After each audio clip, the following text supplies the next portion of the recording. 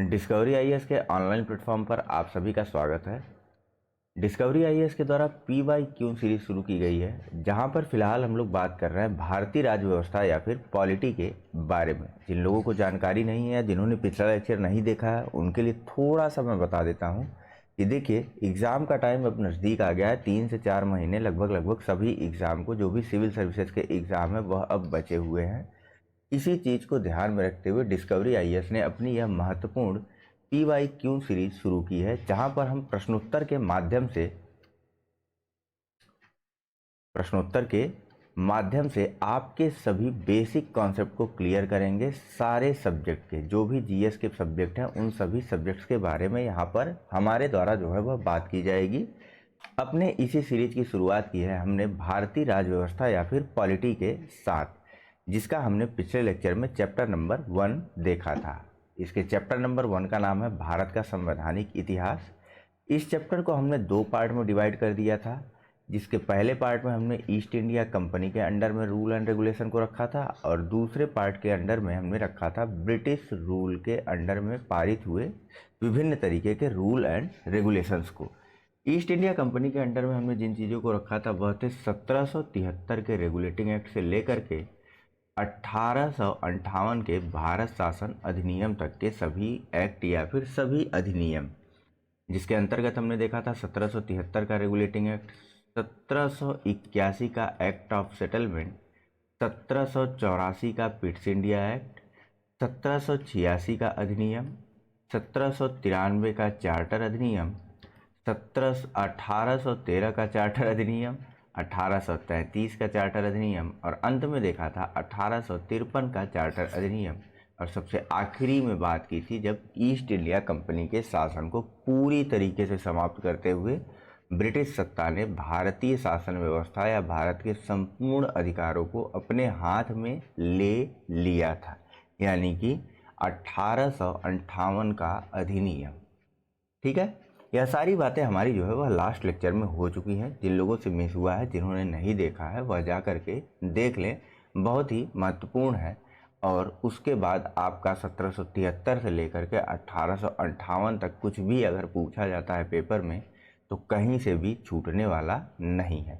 फिलहाल इसी पहले चैप्टर के डिस्कशन का आज हमारा दूसरा भाग है, जहां पर हम ब्रिटिश रूल के अंडर में बनाए गए विभिन्न रूल एंड रेगुलेशंस को देखने वाले हैं। तो चलिए डिस्कशन की शुरुआत करते हैं और प्रश्नों के माध्यम से चीज़ों को समझने का प्रयास करते हैं। सबसे पहले तो अगर आप YouTube पर हमारा यह लेक्चर देख रहे हैं तो चैनल को लाइक, सब्सक्राइब और साथ ही साथ अन्य मित्रों के साथ शेयर करना मत भूलिएगा। ठीक है, कर दीजिएगा।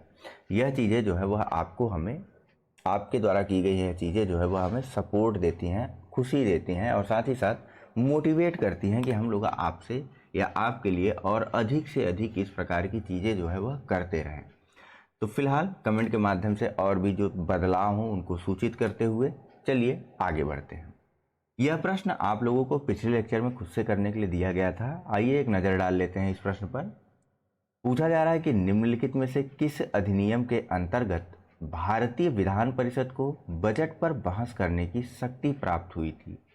ए, भारतीय परिषद अधिनियम 1861, बी, भारतीय परिषद अधिनियम 1892, सी, भारतीय परिषद अधिनियम 1909, या डी, भारतीय शासन अधिनियम 1919। जल्दी क्या करिए। देखिए, इसका जो सही आंसर है ना, वह है ऑप्शन नंबर बी, भारतीय परिषद अधिनियम 1892 के बाद से ही भारतीय विधान परिषद को बजट पर किसी भी प्रकार के प्रश्न को या उससे संबंधित किसी भी तरीके के बहस की अनुमति प्रदान की गई थी। लेकिन अभी भी पूरक प्रश्न पूछने की अनुमति जो है वह नहीं थी। यह चीज़ ध्यान में रखिएगा। फिलहाल यहाँ पर इधर उधर की बातें करने के बजाय आइए एक वाइट पेपर लेते हैं और चीज़ों को अच्छे से समझते हैं। अभी तक हमने क्या देखा था, पहले थोड़ा सा यहाँ पर रुक जाइए। ईस्ट इंडिया कंपनी के अधीन विभिन्न रूल एंड रेगुलेशंस को हमने देखा था ना। कहाँ तक देखा था? 1773 से लेकर के 1858 तक के अधिनियम को देखा था। अब हमें देखना क्या था? तो 1861, 1892, 1909, 1919 और 1935 के अधिनियम को हमें देखना है। ठीक है, तो यहाँ पहले ही प्रश्न में जब 1892 का अधिनियम आ गया तो हमारा एक मिस हो गया ना यहाँ से 1861 का अधिनियम, तो ध्यान में रखिए मिस नहीं हुआ है। हम पहले 1861 के अधिनियम के बारे में बात करेंगे, उसके बाद भारतीय परिषद अधिनियम 1892 के साथ इस प्रश्न को के डिस्कशन को समाप्त करते हुए अगले प्रश्न की तरफ बढ़ जाएंगे। तो चलिए देखते हैं और बात करते हैं 1892 के इस 1861 के इस भारतीय परिषद अधिनियम के बारे में। हेडिंग डाल लेते हैं हम अपनी 1861 भारतीय परिषद अधिनियम। मेरे राइटिंग पे या मैंने क्या लिखा है, किस तरीके से लिखा है, उस पर ध्यान देने के बजाय ये देखिएगा कि मैंने क्या लिखा है और क्या बोल रहा हूँ। ठीक है, फिलहाल राइटिंग मेरी बहुत खूबसूरत है। ठीक है, तो देखिए भैया 1861 में जो सबसे महत्वपूर्ण संशोधन था उनके बारे में बात करते हैं। सबसे पहला जो महत्वपूर्ण संशोधन था या जो महत्वपूर्ण नियम लाया गया था वह यह था कि गवर्नर जनरल को अब संकटकालीन परिस्थिति में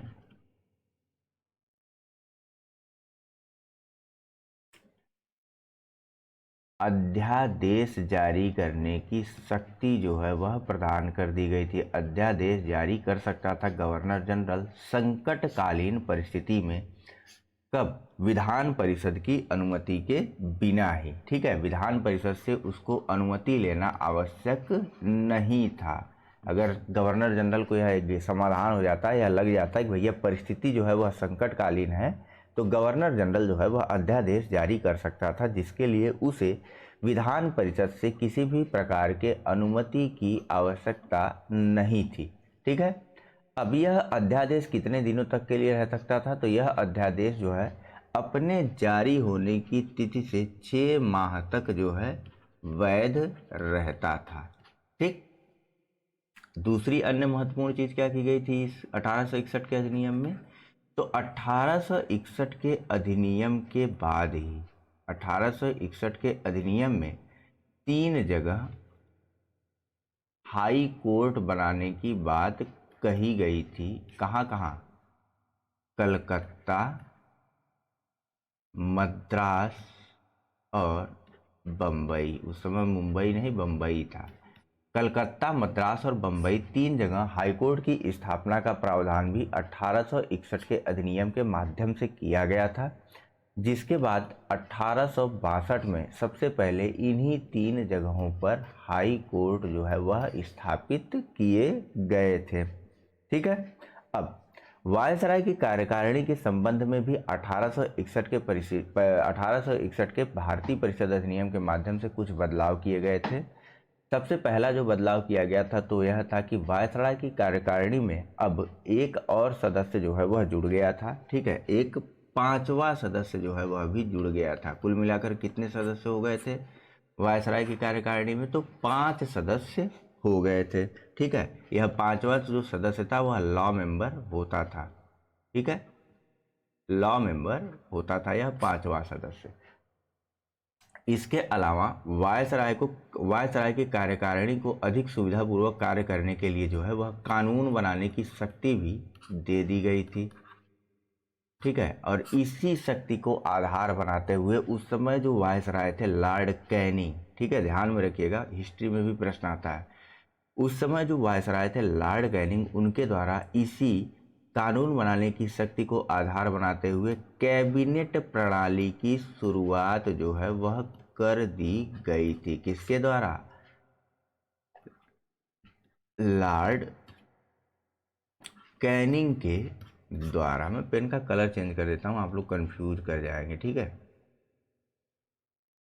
लॉर्ड कैनिंग के द्वारा जो है कैबिनेट प्रणाली की शुरुआत जो है वह कर दी गई थी। ठीक है, अब एक छोटा सा बदलाव और किया गया था वायसराय की कार्यकारिणी में। वह यह था कि वायसराय चाहे तो न्यूनतम यानी कि मिनिमम 6 सदस्य और अधिकतम 12 सदस्य, इसको ऐसे नहीं लिखते, इसको लिखते +6 ± 12।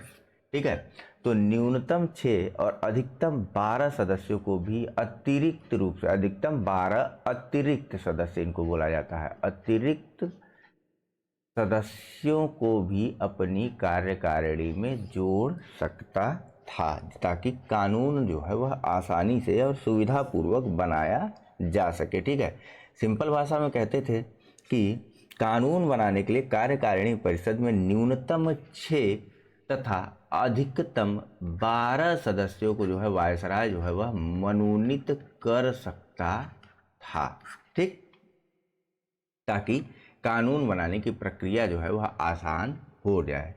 इसके अलावा एक छोटा सा बदलाव और किया गया था कि बम्बई, पेन का कलर फिर बदल लूँ।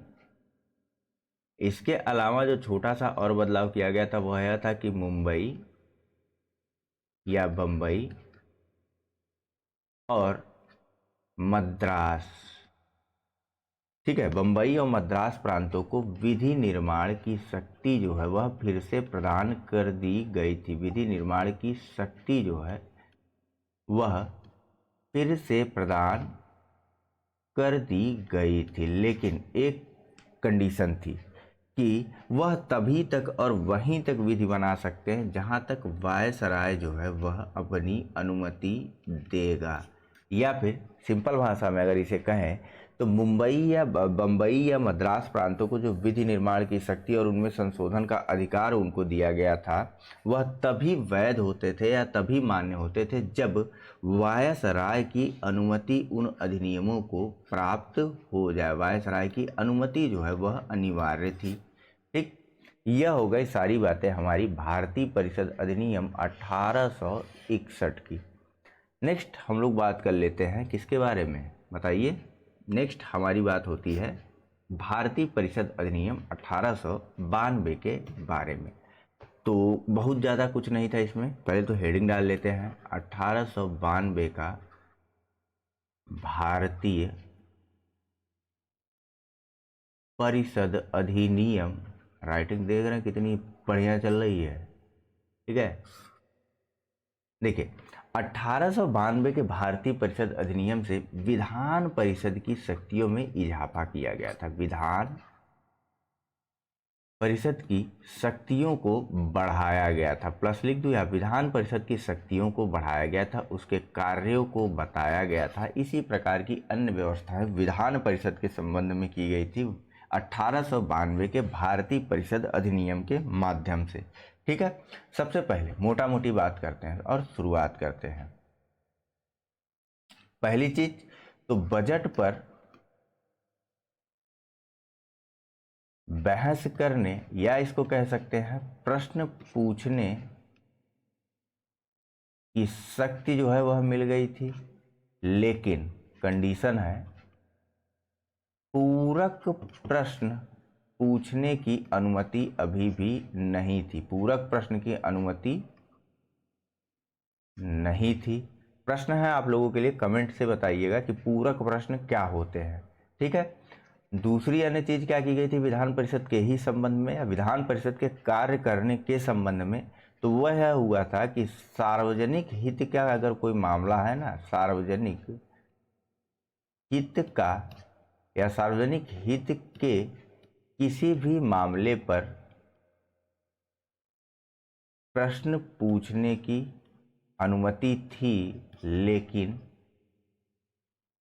हर जगह है 6 दिन पूर्व की सूचना के आधार पर, उसके अलावा नहीं। आप 6 दिन पहले से सूचित कर दीजिए कार्यकारिणी को कि आप भैया सार्वजनिक हित के इस विषय से संबंधित ये प्रश्न पूछना चाहते हैं, तब तो आप वह प्रश्न पूछ सकते हैं, अन्यथा नहीं पूछ सकते हैं। और दूसरे अन्य महत्वपूर्ण चीज क्या की गई थी, दूसरी अन्य महत्वपूर्ण बातें क्या की गई थी इस अधिनियम के माध्यम से, तो सबसे पहले निर्वाचन पद्धति की शुरुआत भी है। निर्वाचन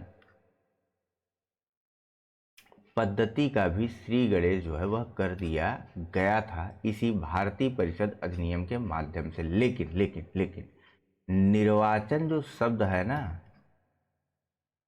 इसका प्रयोग जो है वह स्पष्ट रूप से कहीं नहीं था। इस चीज को ध्यान में रखिएगा, स्पष्ट रूप से निर्वाचन शब्द का प्रयोग नहीं किया गया था, बल्कि जो लोग निर्वाचित होते थे उनको ही मनोनीत कहा गया या मनोनीत की संज्ञा दी गई थी। ठीक है। वहीं केंद्रीय विधान परिषद के संदर्भ में अब न्यूनतम 10 और अधिकतम 16 सदस्यों को मनोनीत किया जाने लगा था। ठीक है। और वहीं प्रांतीय विधान परिषदों के संदर्भ में न्यूनतम 15 और अधिकतम 20 सदस्यों को मनोनीत किया जाने लगा। ठीक है। या मनोनीत किए जाने का प्रावधान किया गया 1892 के भारतीय परिषद अधिनियम के माध्यम से। ठीक हो गई ये सारी बातें। चलिए चलते हैं अपने अगले प्रश्न की तरफ। यहाँ पूछा जा रहा है कि ब्रिटिश भारत में सांप्रदायिक प्रतिनिधित्व की व्यवस्था निम्नलिखित में से किस अधिनियम द्वारा की गई थी? ए. भारतीय काउंसिल अधिनियम 1892, बी. मार्ले मिंटो सुधार 1909, सी. मॉन्टेग्यू चेम्सफोर्ड सुधार 1919 या डी. भारतीय शासन अधिनियम 1935। चलिए, जो सही आंसर है इसका वह है option number B, Morley Minto सुधार या भारतीय परिषद अधिनियम 1909 के माध्यम से ही भारत में सांप्रदायिक प्रतिनिधित्व की व्यवस्था जो है वह शुरू कर दी गई थी। ठीक, होता क्या था यह सांप्रदायिक प्रतिनिधित्व? सिंपल सा, यहीं पे समझिए इसको। देखिए,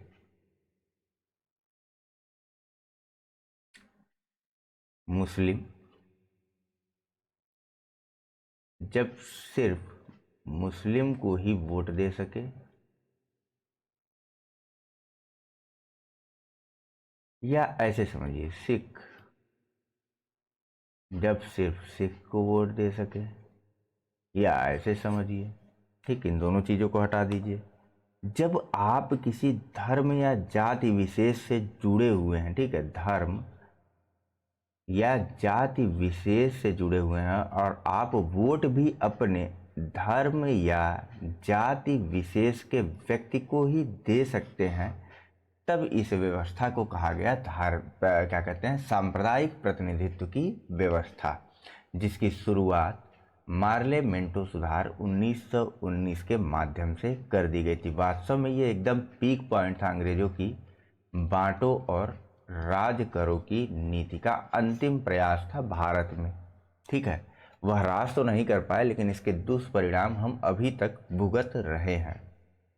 फिलहाल पूरी तरीके से और डिटेल में बात करते हैं इस भारत शासन अधिनियम या भारतीय परिषद अधिनियम 1909 के बारे में। एक छोटी सी चीज़ बताऊं, बहुत लोग कंफ्यूज रहते हैं। यही प्रश्न में देखिए, जो ये आता है ना, पहले मार्ले मिंटो सुधार अधिनियम, मॉन्टेग्यू चेम्सफोर्ड सुधार अधिनियम, कई बार सीधे सीधे इनका नाम दे करके पीछे की परीक्षाओं में पूछ लिया जाता है कि उस समय के भारत राज्य सचिव कौन थे, या secretary of state of India कौन था, या फिर उस समय के वायसराय कौन थे। तो भैया जो बड़ा है उसका नाम पहले आएगा, इसमें से बड़ा पद ये है तो इसका नाम पहले आया, छोटा पद ये है तो ये है तो इसका नाम बाद में आया। सिंपल सी बात है।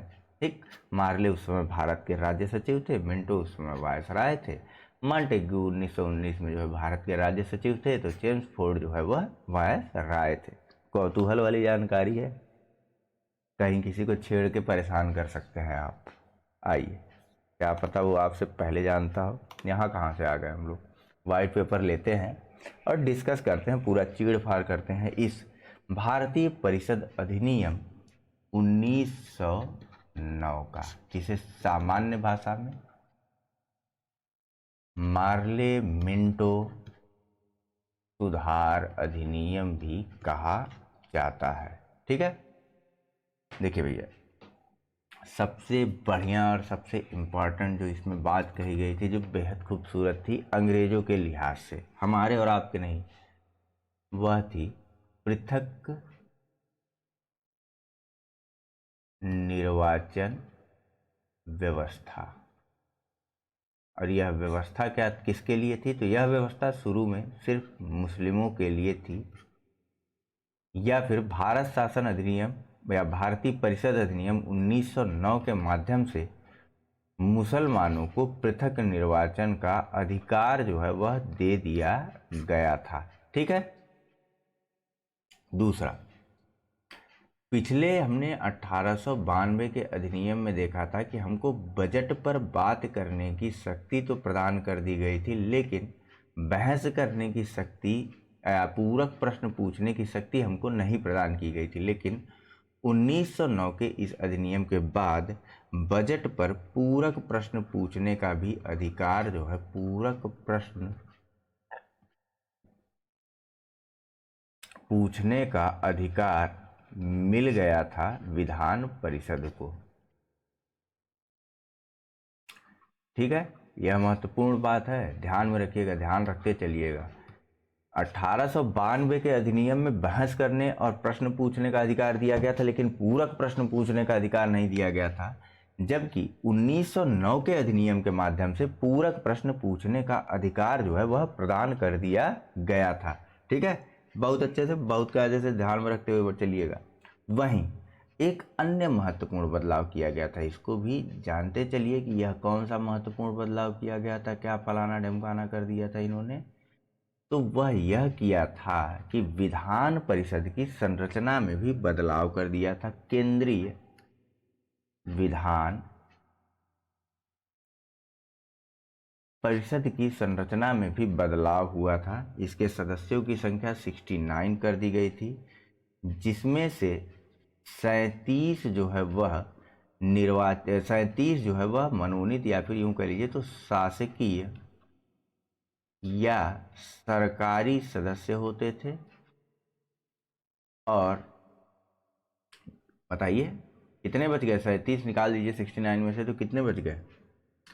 27 जो है वह निर्वाचित किए जाते थे। ठीक है, 37 सरकारी सदस्य या शासकीय सदस्य होते थे और 27 जो है वह निर्वाचित किए जाते थे। इतने ही हो गए? नहीं, 32।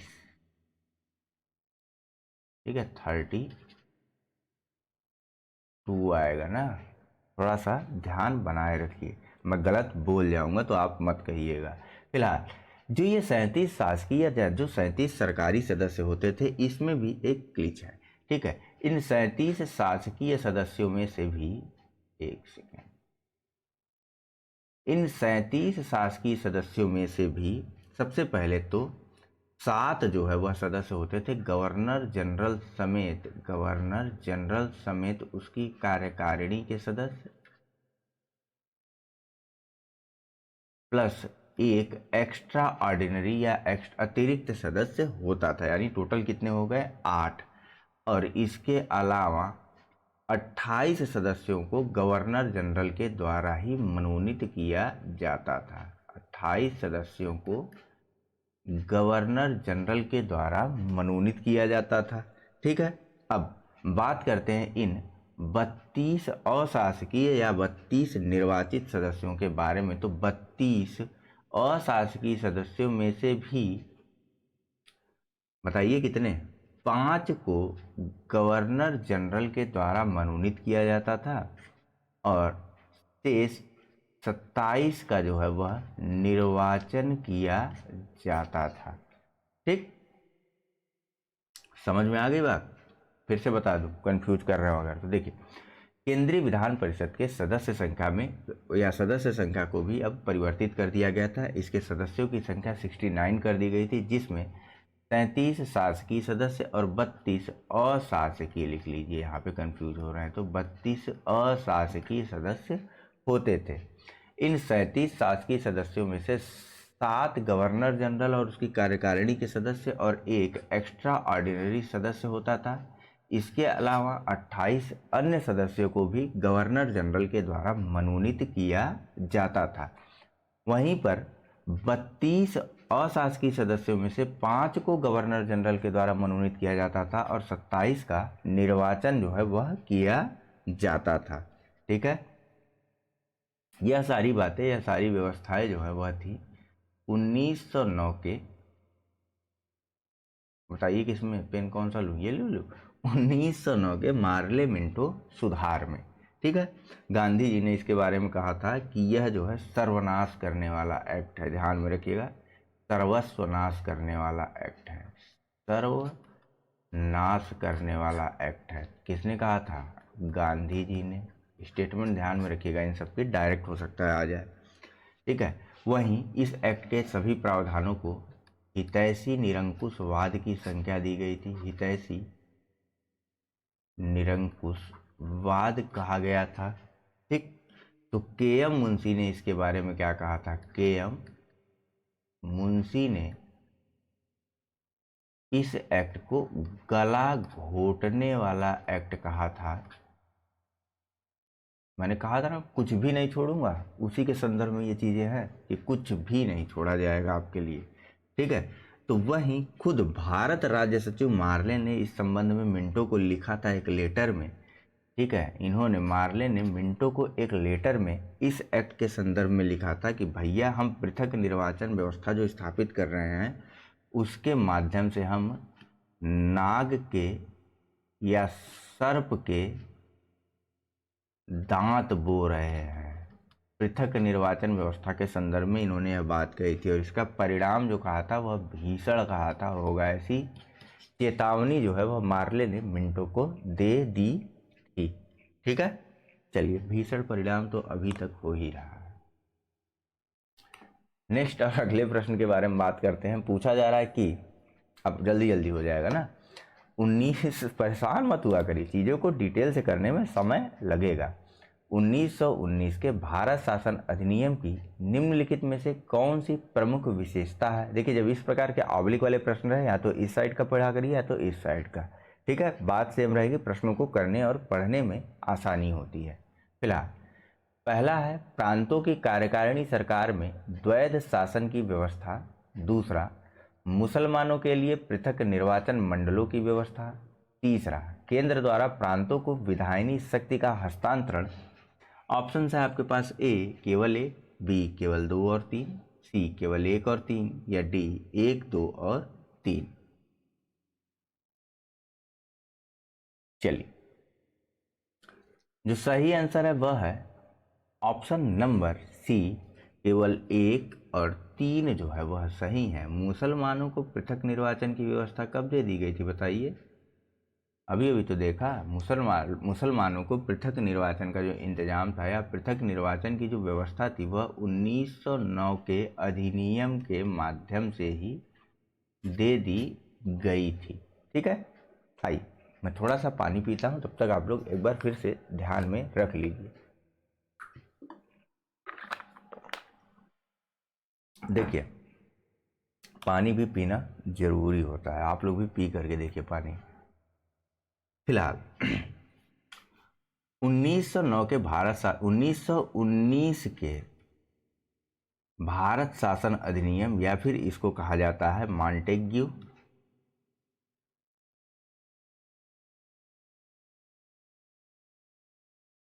चेम्सफोर्ड सुधार, ठीक है। तो देखिए, इसकी कुछ प्रमुख विशेषताओं के बारे में बात करते हैं। सबसे पहले इसमें जो प्रमुख व्यवस्था की गई थी वह यह थी कि प्रांतों में द्वैध शासन प्रणाली की शुरुआत कर दी गई थी। प्रांतों में द्वैध शासन प्रणाली की शुरुआत कर दी गई थी और इस प्रणाली के अंतर्गत विषयों को 2 भागों में बांटा गया था: हस्तांतरित और आरक्षित, ठीक है। आरक्षित विषयों के अंतर्गत जो जो चीजें रखी गई थी, अगर उनके बारे में बात करें, डायरेक्ट प्रश्न आता है, ध्यान में रखते चलिएगा। पीसीएस में डायरेक्ट प्रश्न आता है, इसीलिए मैं फिर से बता रहा हूं एक एक करके, ठीक। देखिए, भूमि कर, या नोट डाउन करते चलिए आप लोग इस चीज को, या स्क्रीनशॉट ले लीजिएगा। भूमि कर, वित्त या फाइनेंस, न्याय, पुलिस, पेंशन, सब हटा दूंगा, मैं फिर से बता रहा हूं क्योंकि और लिखना है। भूमि कर, वित्त, न्याय, पुलिस, पेंशन, अकाल,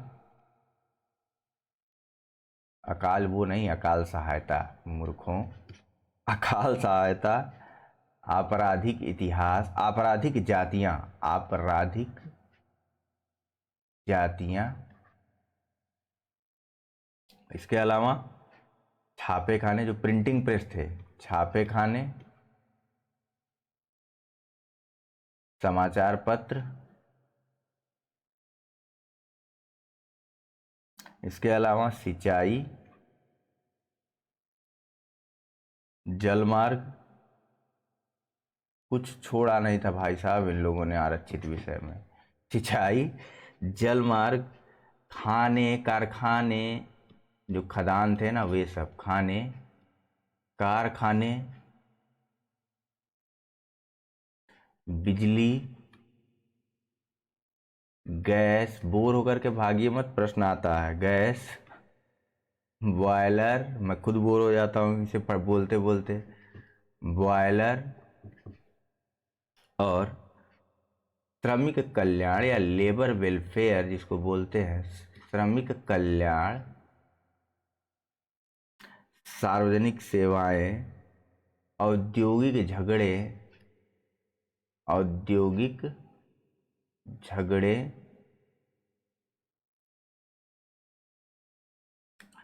मोटर गाड़ियां, मोटर गाड़ियां, छोटे बंदरगाह,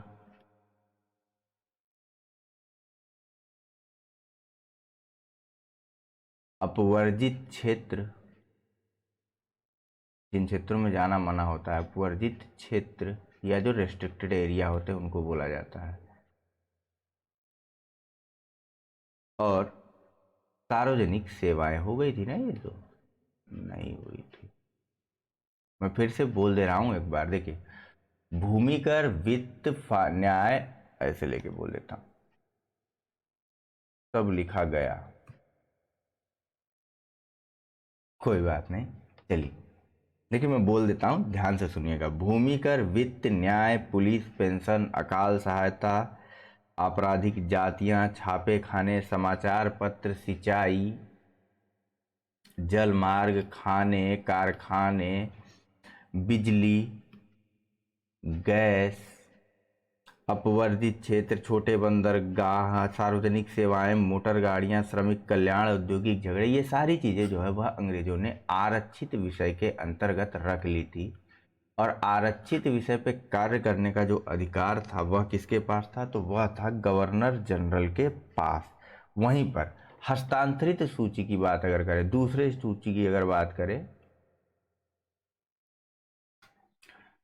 तो इसके अंतर्गत कुछ ही चीजें आई थी जो कि खर्च वाली थी। सबसे पहले तो शिक्षा, दूसरी आई स्थानीय स्वायत्त शासन, नाम सुनते चलिएगा, स्थानीय स्वायत्त शासन, तीसरी चीज चिकित्सा यानी कि हेल्थ, ठीक, कृषि, और पीडब्ल्यूडी यानी कि सार्वजनिक निर्माण विभाग। यह सारी चीजें या इनसे इसी तरीके की अन्य चीजें जो है वह आई थी हस्तांतरित विषयों के अंतर्गत, जिसपे मंत्रिमंडल की सहायता से गवर्नर जनरल कार्य करता था, जबकि इन आरक्षित विषयों पर गवर्नर जनरल अपनी कार्यकारिणी की सहायता से कार्य करता था। ठीक है, अब देखिए, सिंचाई और जलमार्ग उन्होंने ले लिया और कृषि जो है इनको दे दिया। अब बताओ कैसे काम चलेगा? फिलहाल हम जो है वो मेंस का डिस्कशन यहाँ पर नहीं कर रहे हैं, ठीक है। तो प्रांतों में द्वैध शासन की शुरुआत होती है, ठीक। 1919 के मॉन्टेग्यू चेम्सफोर्ड अधिनियम के बाद प्रांतों में द्वैध शासन या डायरकी सिस्टम की शुरुआत कर दी गई थी, ठीक।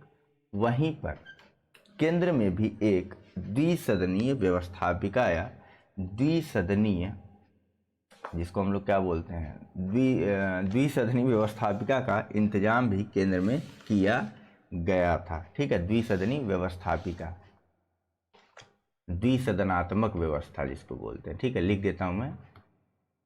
केंद्र में भी एक द्विसदनीय व्यवस्थापिका जो है वह स्थापित की गई थी। अब इसके बारे में भी बात करते हैं हम लोग। व्यवस्थापिका स्थापित करी गई थी, ठीक है। पेन का कलर चेंज करते हुए देखते हैं चीज़ों को। देखिए, केंद्र में जो द्विसदनी व्यवस्थापिका स्थापित की गई थी उसमें ऊपरी सदन को स्टेट ऑफ काउंसिल बोला गया था या काउंसिल ऑफ स्टेट बोला गया था, ठीक है। और ऊपरी सदन को बोला गया था जिसे हम लोग राज्य परिषद बोलते हैं, ठीक है, राज्य परिषद, ठीक है। वहीं निचले सदन को बोला गया था सेंट्रल लेजिस्लेटिव असेंबली, या फिर जिसे हम लोग कहते हैं, बताइए क्या सेंट्रल लेजिस्लेटिव असेंबली को, बोलिए, निचला सदन या फिर केंद्रीय विधान सभा, केंद्रीय विधान सभा। सिंपल भाषा में यहाँ लिखते हैं सेंट्रल लेजिस्लेटिव असेंबली। अब इनकी संरचना और इनके गठन के प्रारूपों को भी हम लोग यहाँ पर देख लेते हैं। सबसे पहले तो बात करते हैं सेंट्रल काउंसिल ऑफ स्टेट या फिर राज्य परिषद के बारे में। तो इसका जो कार्यकाल था वह इसकी प्रथम बैठक के 5 वर्ष तक के लिए होता था। इसकी प्रथम बैठक से 5 वर्ष तक के लिए होता था राज्य परिषद का कार्यकाल, ठीक है। शुरुआत में इसके सदस्यों की संख्या 60 निर्धारित की गई थी, जिसके 40 सदस्य जो है वह सरकारी होते थे, 40 सदस्य जो है वह गैर सरकारी होते थे, 20 सदस्य जो है वह सरकारी होते थे। बाद में ध्यान में देते हुए चलिएगा, बाद में 60 सदस्यों में से, सदस्य तो 60 ही रहे, ठीक है, जिसमें से 33 को निर्वाचित किए जाने का प्रावधान किया गया और इस 60 में से 27 को मनोनीत किया जाने लगा था, ठीक। अब बात करते हैं लेजिस्लेटिव असेंबली की या फिर केंद्रीय विधान परिषद के बारे में। तो देखिए, केंद्रीय विधान परिषद का जो कार्यकाल होता था वह उसकी स्थापना के या उसकी प्रथम बैठक के या प्रथम बैठक से 3 वर्ष तक होता था, ठीक है। प्रथम बैठक से 3 वर्ष तक का कार्यकाल होता था सेंट्रल लेजिस्लेटिव असेंबली या फिर केंद्रीय विधान सभा का, ठीक है। शुरुआत में इसके सदस्यों की जो संख्या थी वह थी 140 मेंबर्स थे, जिसमें से 100 जो है वह निर्वाचित होते थे, 100 निर्वाचित होते थे, 40 जो है वह मनोनीत होते थे। बाद में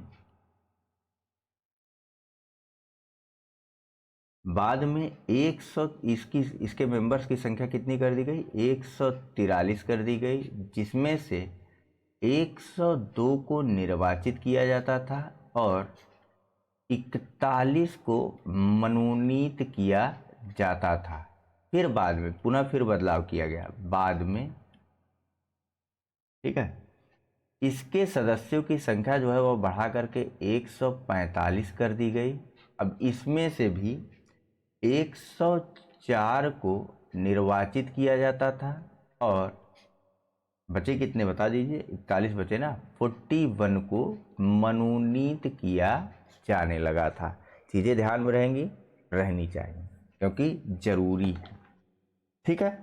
अब इसके अलावा एक अन्य व्यवस्था भी इस अधिनियम के माध्यम से, एक अंतिम व्यवस्था है, उसे भी देख लीजिए और बात खत्म करिए। पेन कौन सी लूँ, कौन कौन सी हो गई है, हरे कलर की लेता हूँ, ठीक है। देखिए, इस सब के अलावा जो 1919 से पृथक निर्वाचन की व्यवस्था जो चली आ रही थी ना, ऐसे यहाँ पे इतने में हमारा काम हो जाएगा, ठीक है। तो जो 1909 में मुस्लिमों को पृथक निर्वाचन का अधिकार जो दिया गया था, उस व्यवस्था को यहाँ पर और अधिक विस्तार दे दिया गया। अब इस पृथक निर्वाचन व्यवस्था के अंतर्गत सिख भी आने लगे, ठीक। इंडो यूरोपियन या एंग्लो इंडिया क्या कहते हैं, भारतीय ईसाई आने लगे। सबसे पहले इसको देख लीजिए, भारतीय ईसाई आने लगे, ठीक है। यूरोपीय आने लगे, जो यूरोप के निवासी थे वे लोग यूरोपियन आने लगे, और साथ ही साथ एंग्लो इंडियन को भी इसमें शामिल कर लिया गया था।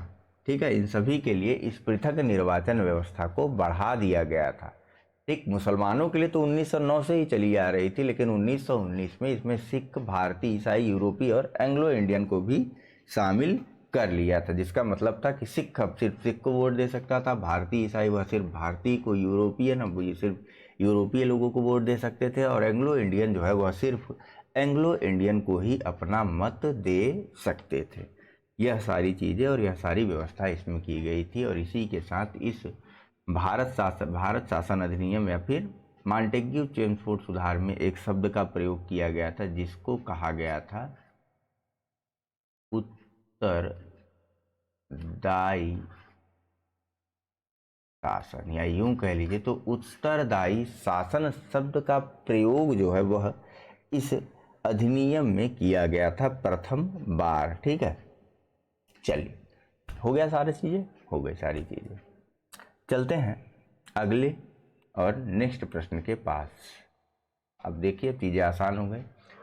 पूछा जा रहा है कि भारतीय विधान पालिका प्रथम बार द्विसदनीय बनाई गई ए 1892 के भारतीय काउंसिल एक्ट के द्वारा, या 1909 के भारतीय काउंसिल एक्ट के द्वारा, या सी 1919 के भारत सरकार अधिनियम के द्वारा, डी 1935 के भारत सरकार अधिनियम के द्वारा।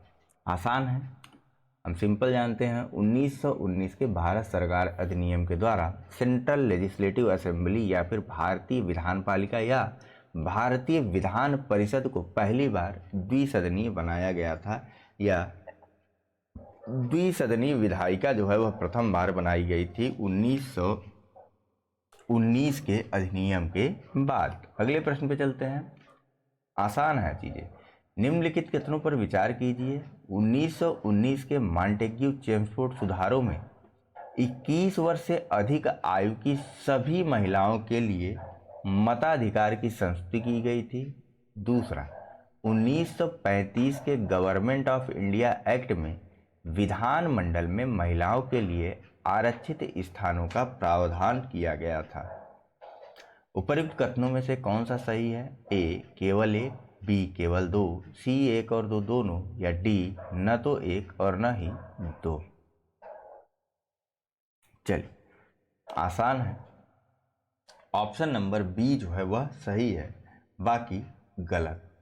ठीक है, चलिए देखते हैं और समझने का प्रयास करते हैं इस भारत शासन अधिनियम 1935 को।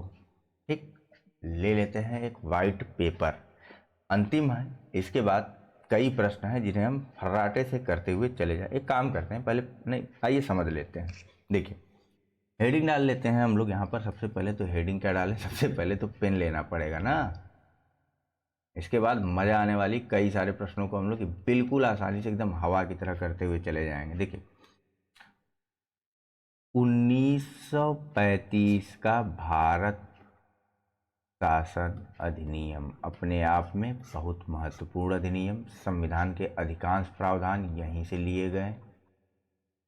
ठीक है, और इसी अधिनियम के माध्यम से एक संघात्मक सरकार की व्यवस्था की बात कही गई थी, जिसमें ब्रिटिश कमिश्नरी प्रांतों, भारतीय प्रांतों, ब्रिटिश राज के अंडर में आने वाले प्रांतों, इन सब चीज़ों को लिया और दिया गया था। फिलहाल बात कर रहे हैं तो बात करते हैं और ढंग से बात करते हैं इस अधिनियम के बारे में। सबसे पहले पहला पॉइंट डालते हैं। ठीक है, सबसे पहले एक संघात्मक सरकार की बात कही गई थी। इसके अंतर्गत कौन कौन से क्षेत्र शामिल होने वाले थे इस संघात्मक सरकार के अंतर्गत? तो सबसे पहला जो क्षेत्र था वह था ब्रिटिश भारत का। जाहिर सी बात है, हुआ क्या था ना, जो 3 गोलमेज सम्मेलन हुए थे उनके बाद सबसे अंत में जो तीसरा गोलमेज सम्मेलन हुआ था, उस सभी प्रक्रियाओं को मिला जुला करके बातचीत करने के बाद इस भारत शासन अधिनियम 1935 को भारत के लिए पारित किया गया था। ध्यान में रखिएगा कि तीसरे गोलमेज सम्मेलन में कांग्रेस जो है वह हिस्सा नहीं लेती है। कांग्रेस के द्वारा सिर्फ और सिर्फ, आपके लिए क्वेश्चन मार्क है, कितने गोलमेज सम्मेलनों में भाग लिया गया था, हिस्ट्री में हम लोग देखेंगे। ठीक है, तो ब्रिटिश भारत के प्रांत, ब्रिटिश भारत के प्रांत, चीफ कमिश्नर के प्रांत, सीसी के प्रांत, और इसके अलावा देसी रियासतें।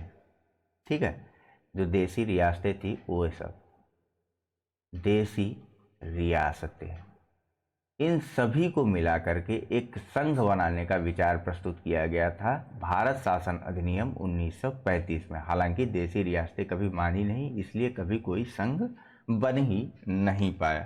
ठीक है, और एक सुप्रीम कोर्ट की स्थापना का भी प्रावधान किया गया था। ठीक है, एक सर्वोच्च न्यायालय या सुप्रीम कोर्ट की स्थापना का भी प्रावधान किया गया था इस भारत शासन अधिनियम 1935 के माध्यम से, जिसकी स्थापना 1 अक्टूबर 1937 को कर दी गई थी। ठीक है, डेट के बारे में एक बार रीचेक जरूर कर लीजिएगा आप लोग।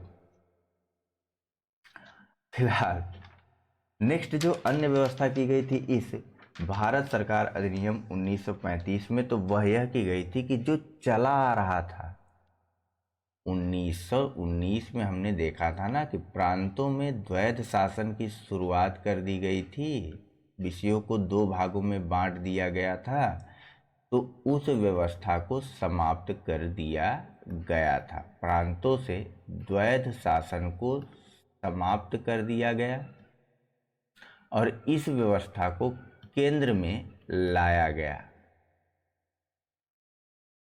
केंद्र में द्वैध शासन व्यवस्था की शुरुआत की गई, केंद्रीय विषयों को कुछ भागों में बांट दिया गया था यहाँ पर। ठीक है, कौन कौन से भाग थे? देखिए 3 सूचियां बना दी गई थी, 3 श्रेणियों में विभक्त कर दिया गया था केंद्रीय विषयों को। ठीक है, सबसे पहले संघ सूची के थे, केंद्रीय कार्यों को 3 भागों में बांट दिया गया था। सबसे पहले संघ सूची थी, जो अभी की संघ सूची जिस प्रकार की है ना, 7वीं अनुसूची, उसी तरीके से। ठीक है, संघ सूची जिसके अंतर्गत 59 सब्जेक्ट थे या 59 विषय थे उस समय। उसके अलावा राज्य सूची, राज्य सूची जिसमें उस समय 54 विषय थे या 54 सब्जेक्ट थे। और तीसरी जो सूची थी वह थी समवर्ती, और इसके अंतर्गत उस समय 36 विषय थे। ठीक, याद रहेगा। केंद्र में प्रांतों में द्वैध शासन समाप्त करते हुए केंद्र में द्वैध शासन लाया गया था। इसके साथ साथ सभी विषयों को 3 भागों में बांट दिया गया था इस अधिनियम के माध्यम से। संघ विषय में के अंतर्गत 54 सूचियाँ थी या 59 विषय थे।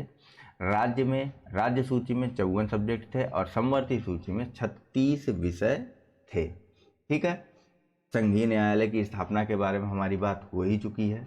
और साथ ही साथ इसी अधिनियम के माध्यम से बर्मा को भारत से अलग कर दिया गया था। ठीक है, अन्य जो भी प्रावधान थे इस अधिनियम के, वह अभी हम आगे चलते हुए प्रश्नों के माध्यम से देख करके कंप्लीट कर लेंगे। फिलहाल जो कुछ लोगों ने इसके बारे में बात कही थी उनको देख लेते हैं। तो जवाहरलाल नेहरू ने इस अधिनियम को कहा था कि एक कार जिसमें ब्रेक तो है पर इंजन नहीं थे, और दास्ता का अधिकार पत्र कहा था 1935 के भारत शासन अधिनियम को किसने? पंडित जवाहरलाल नेहरू ने। ठीक है, क्या कहा था? दास्ता का अधिकार पत्र और बिना ब्रेक की गाड़ी, बिना ब्रेक की गाड़ी। वहीं जिन्ना ने इसको पूर्णतः सड़ा हुआ और मूल रूप से बुरा कह दिया था। ठीक है, और साथ ही साथ अंबेडकर ने जब यह संविधान बनाया था, गया था अंबेडकर के वक्त, चलिए वहाँ पे बात करेंगे, ज़्यादा बेटर रहेगा। ठीक है, फिलहाल यह सारी चीज़ें, यह सारे प्रावधान जो मेजर थे जिनको आपको तुरंत जानना जरूरी था, वह किया गया था 1935 के भारत शासन अधिनियम के माध्यम से। आइए चलते हैं प्रश्नों के बारे में, प्रश्नों के पास, और प्रश्नों के साथ जो है वह सारी चीज़ें कंप्लीट कर लेते हैं जो हमने वहाँ पर अभी छोड़ा है। नेक्स्ट और अगले प्रश्न पे चलते हैं। पूछा जा रहा है कि भारतीय सिविल सेवा के संदर्भ में निम्नलिखित कथनों में से कौन सा कथन सत्य है। पहला, भारत सरकार अधिनियम 1919 में भारतीय सिविल सेवा के लिए अलग परीक्षा का प्रावधान किया गया जो भारत में होनी थी। दूसरा, भारतीय सिविल सेवा में 1941 में भारतीयों का प्रतिशत यूरोप वासियों से अधिक था। ऑप्शन है ए केवल एक, बी केवल दो, सी एक और दो दोनों, या डी न तो एक और न ही दो। कंफ्यूज मत करिएगा, दूसरा वाला ऑप्शन तो आप हर हाल में सही कह सकते हैं ना। भारतीय सिविल सेवा में 1941 की बात हो रही है, समझ रहे हैं। चलिए, जो सही आंसर है इसका वह है ऑप्शन नंबर सी, एक और दो दोनों ही सही है। ठीक है, देखिए सिविल सेवा परीक्षा के बारे में थोड़ी सी बात करते हैं क्योंकि हमसे जुड़ी हुई चीज़ है, तो इसको जानना हमारे लिए बहुत ही महत्वपूर्ण है। उस समय इस परीक्षा को कहा क्या जाता था, तो ICS कहा जाता था। ठीक है, इंडियन सिविल सर्विसेज एग्ज़ाम कहा जाता था। ठीक है, देखिए इस ICS की परीक्षा का आयोजन जो है वह लंदन में शुरू किया गया था। कब से? 1854 से।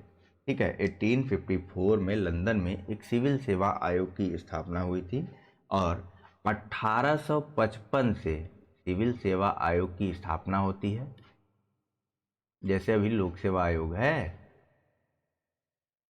और इसी सिविल सेवा आयोग के द्वारा 1855 से लंदन में ICS की परीक्षा जो है वह आयोजित की जाने लगी थी। तभी से भारतीयों की यह मांग रही थी, भाई जाहिर सी बात है हमारे लिए परीक्षा हो रही और वहाँ परीक्षा हो रही दूर लंदन में। वो जो मुहावरा था ना वही वाला, लंदन में परीक्षा हो रही है, कोई बात होती है।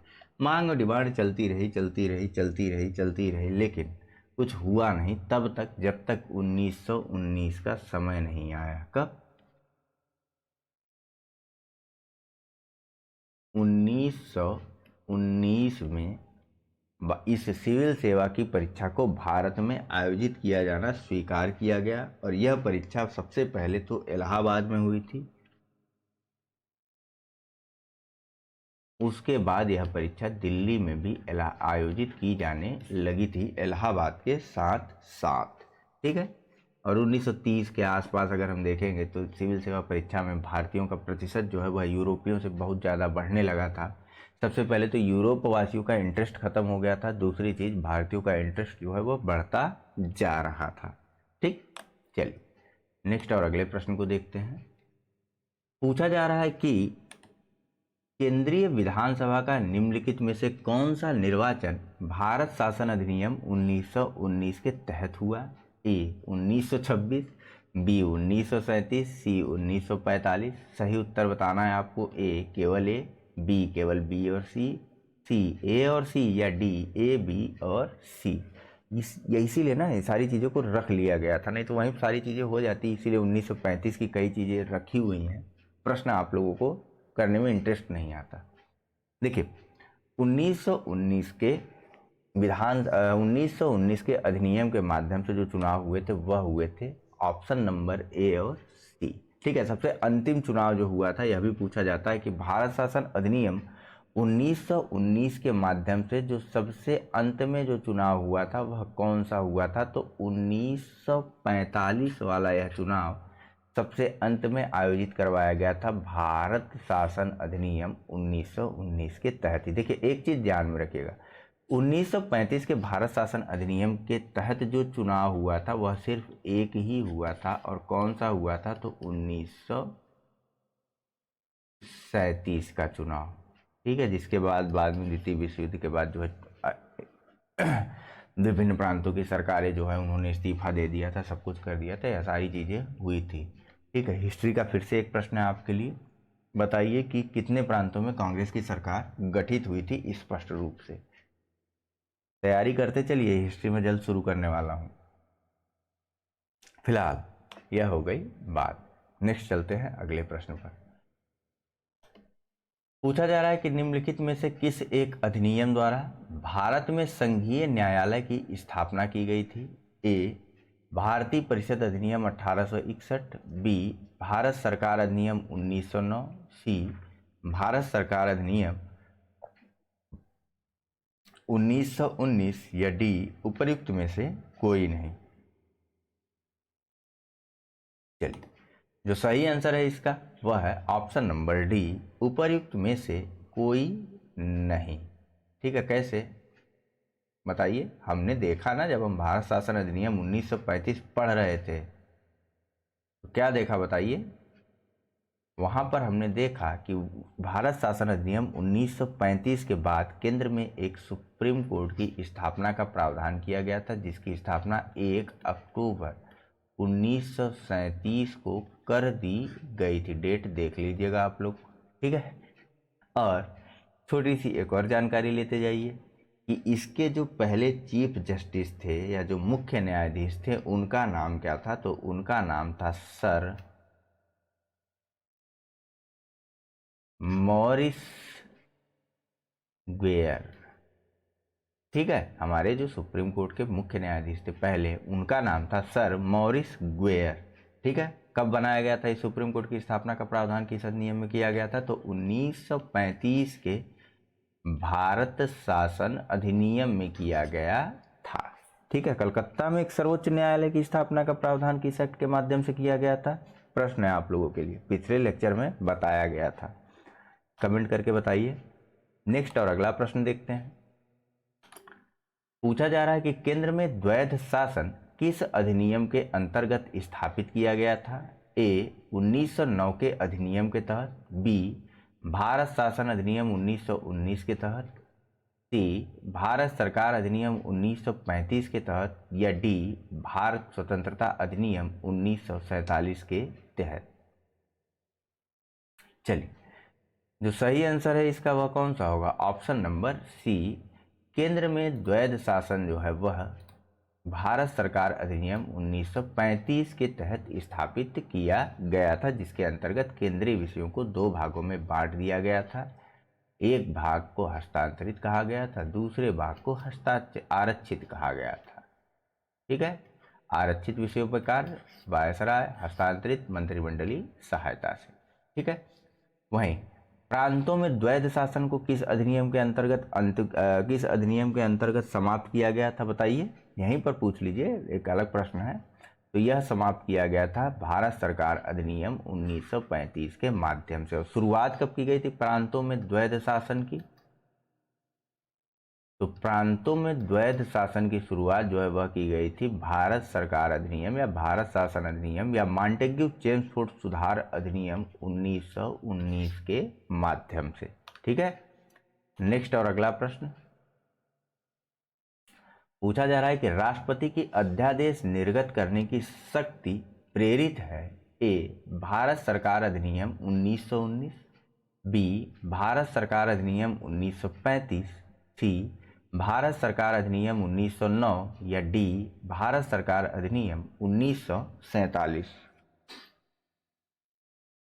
चलिए, जो सही आंसर है वह है ऑप्शन नंबर बी, भारत सरकार अधिनियम 1945 जो है वह स्पष्ट रूप से या उसी से स्पष्ट रूप से प्रेरित है राष्ट्रपति की अध्यादेश जारी करने की शक्ति। राष्ट्रपति जो है किस आर्टिकल के अंडर में अध्यादेश जारी कर सकता है? तो आर्टिकल 1, 2, 3। तो यह हमारे संविधान का जो आर्टिकल है 1, 2, 3 वह भारत सरकार अधिनियम या भारत शासन अधिनियम 1935 की धारा 42 और 43 से सीधे प्रेरित है। 42 और 43 से डायरेक्ट प्रेरित है, जहाँ पर वायसराय को अध्यादेश निर्गत करने की शक्ति जो है वह प्रदान की गई थी। हालांकि गवर्नर जनरल को अगर प्रमुखतया माना जाए तो 1861 के अधिनियम में ही हमने यह व्यवस्था देख ली थी, अध्यादेश जारी करने की यह व्यवस्था हमने देख ली थी, जहाँ पर गवर्नर जनरल को अध्यादेश जारी करने की शक्ति प्रदान की गई थी, जिसकी अवधि 6 माह की होती थी और संकटकालीन स्थिति में गवर्नर जनरल जो है वह इस प्रकार का अध्यादेश जारी कर सकता था। ठीक है, नेक्स्ट और अगला प्रश्न देखते हैं हम लोग। पूछा जा रहा है कि निम्नलिखित में से किस अधिनियम द्वारा संवैधानिक निरंकुशता का सिद्धांत प्रवृत्त किया गया? ए 1909 का भारतीय काउंसिल अधिनियम, सी 1919 का भारत सरकार अधिनियम, सी 1935 का भारत सरकार अधिनियम या डी 1947 का भारतीय स्वतंत्रता अधिनियम? आसान है। संवैधानिक निरंकुशता का सिद्धांत जो है वह स्वीकार किया गया था 1935 के भारत सरकार अधिनियम के माध्यम से। ठीक है, यह देखिए उस समय का संवैधानिक, इस समय का सबसे जटिल प्रस्ताव था भारत सरकार अधिनियम 1935, जहां पर एक संघ की स्थापना, संघीय न्यायपालिका, केंद्र और राज्यों के मध्य शक्तियों का विभाजन और विभिन्न प्रकार के बैंक, रिजर्व बैंक की स्थापना, इन सभी चीज़ों के बारे में प्रावधान किए गए थे। ध्यान में रखते चलिएगा प्रश्नों के माध्यम से, इसीलिए इस चीज़ को करवाया जा रहा, नहीं वहीं एक पेज में बता करके ख़त्म कर दिया गया होता। नेक्स्ट देखते हैं। भारत के संविधान में केंद्र और राज्यों के बीच किया गया शक्तियों का विभाजन इनमें से किसमें उल्लिखित योजना पर आधारित है? ए. मार्लेमेंटो सुधार 1909, बी. मॉन्टेग्यू चेम्सफोर्ड अधिनियम 1919, सी. भारत सरकार अधिनियम 1935 या डी. भारतीय स्वतंत्रता अधिनियम 1947? सोचिए।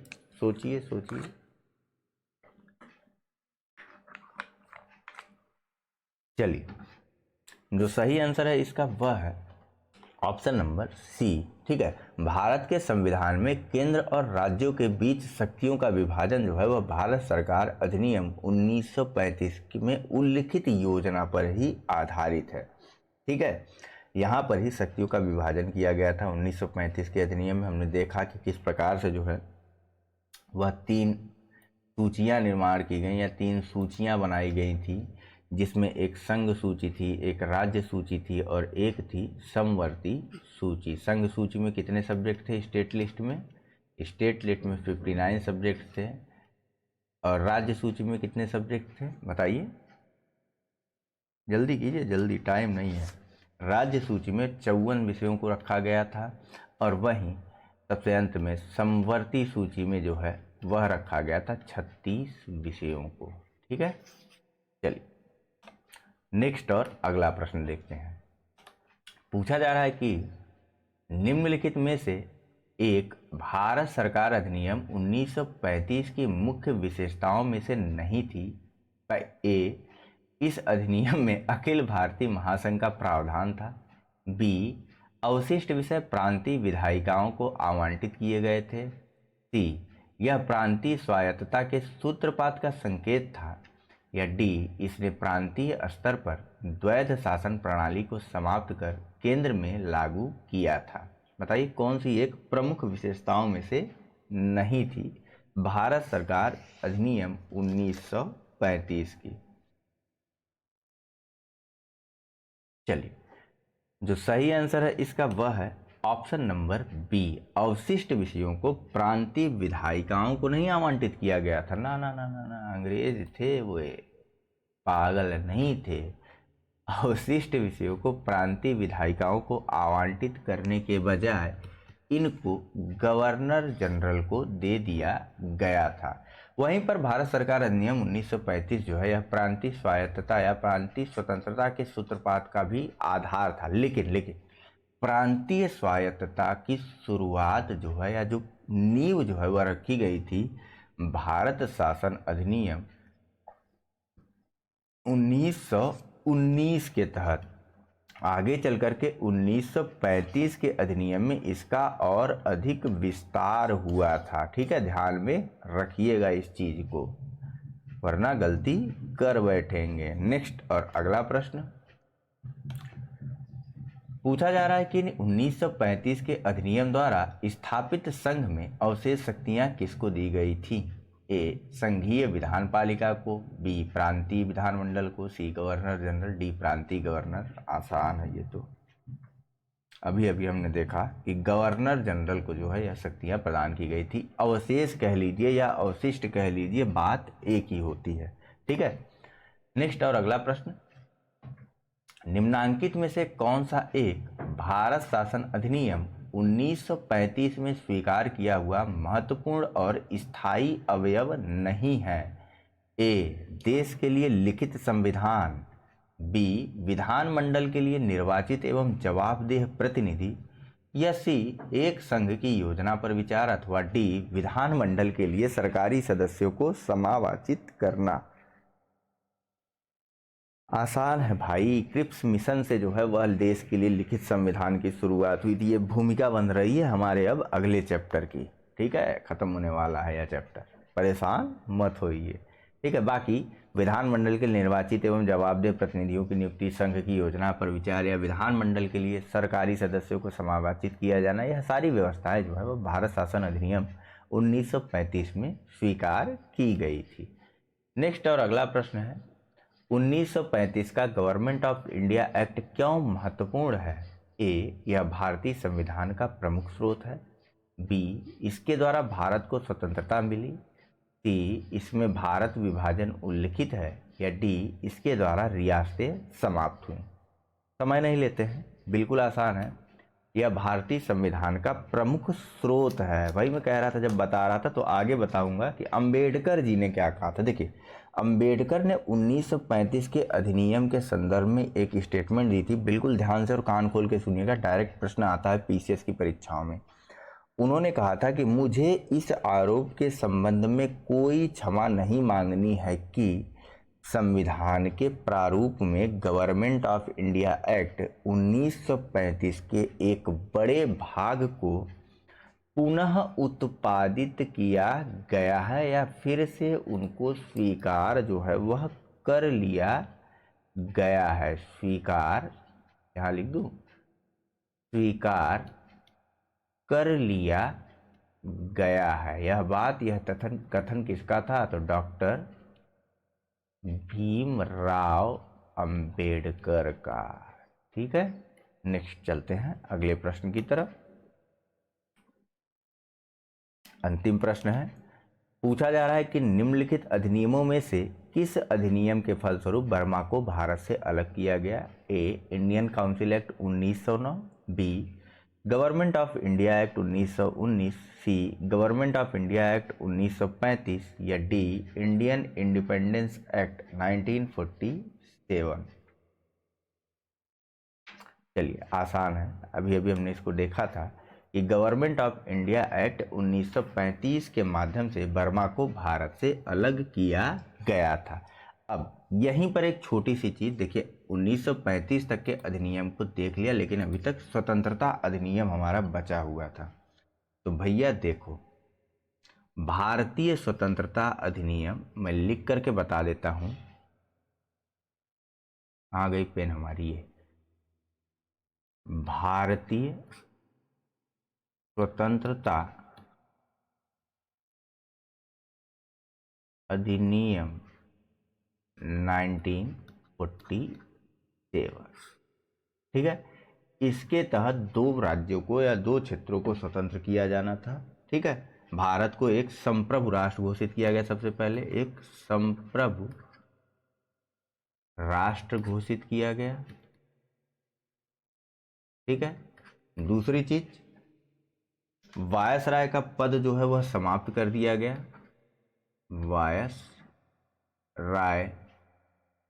का पद जो है वह समाप्त कर दिया गया। तीसरी अन्य व्यवस्था क्या की गई थी भारतीय स्वतंत्रता अधिनियम 1945 में? तो दो डोमिनियन राज्य बनाए गए। दो डोमिनियन राज्य बनाए गए। एक तो अपना भारत बना, दूसरे अपना भाई बना पाकिस्तान। ठीक है, बस इतनी सी बात थी इस भारतीय स्वतंत्रता अधिनियम 1947 की।